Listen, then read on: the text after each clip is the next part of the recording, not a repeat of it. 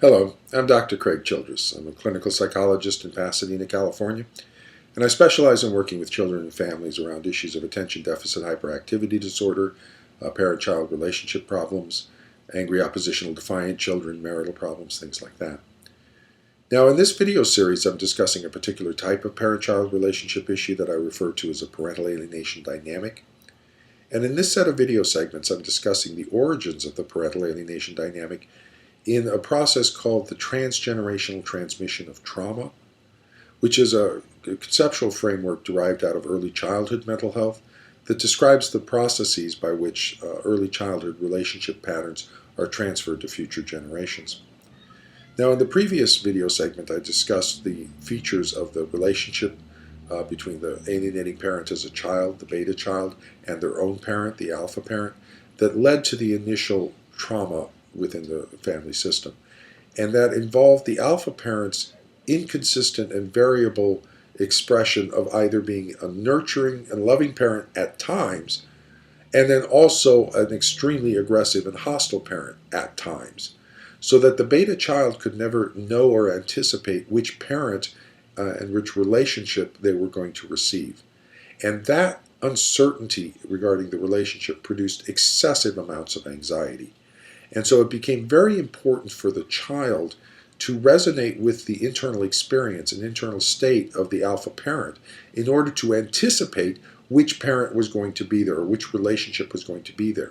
Because as long as the child could anticipate the relationship, then they could take appropriate steps. If the hostile aggressive parent was there, they'd put up their defenses. If the nurturing parent was there, they would lower their defenses. But when the child didn't know which parent was going to be there or what the internal state of the alpha parent was, then they wouldn't know whether to defend themselves or open themselves. And that's the source origin of this tremendous amount of anxiety that led to the creation of a central organizing relationship theme to the alienation dynamic, which is psychological fusion represents safety. Psychological separateness represents danger. If I know what you're feeling, then I'm safe. I can take the appropriate steps. Being psychologically separate from you, not knowing what your experience is extremely terrifying. The anxiety is just extremely excessive. Now, in addition, because when the nurturing parent is there, the child needs to relax into that nurturance. However, the variable and unpredictable appearance of the hostile aggressive parent prevents the child from fully relaxing into the nurturing parent when that nurturing parent is available, because the potential emergence of the hostile aggressive parent produces such anxiety. So in order to manage that anxiety and allow the child to relax into accepting the nurturance when it's available, the child splits off the representational networks for the two relationship patterns, so that the hostile aggressive parent is split from the representational networks for the nurturing loving parent. So that when the nurturing loving parent's there, the child is able to relax into that without the anxiety associated with the hostile aggressive parent. Now that splitting dynamic emerges in the current relationship as the all good parent and the all bad parent.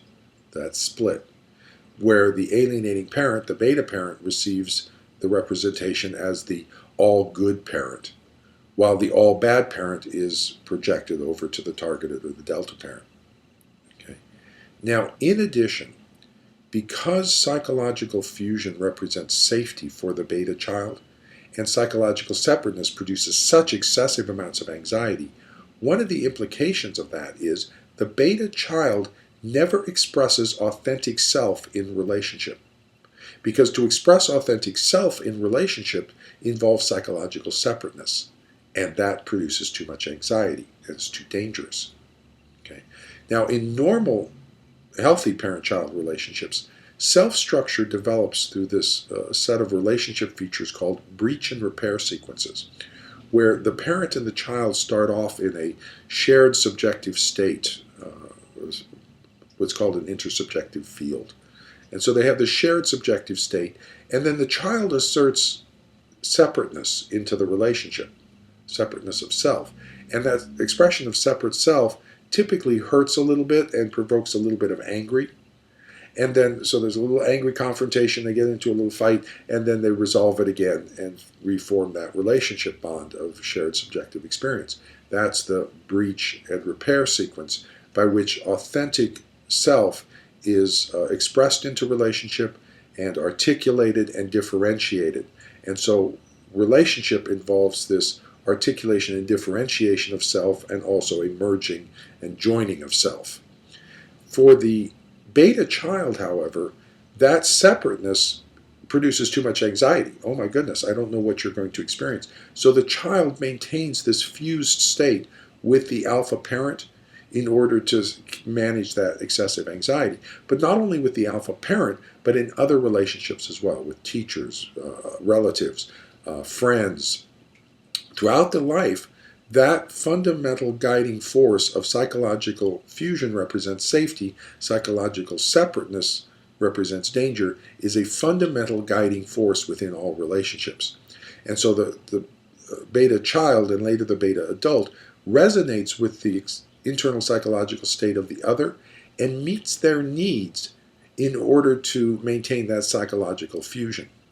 In addition, because that early beta child alpha parent relationship represents the primal relationship, the beta child and later beta adult defines that quality in that relationship as love. Psychological fusion represents love.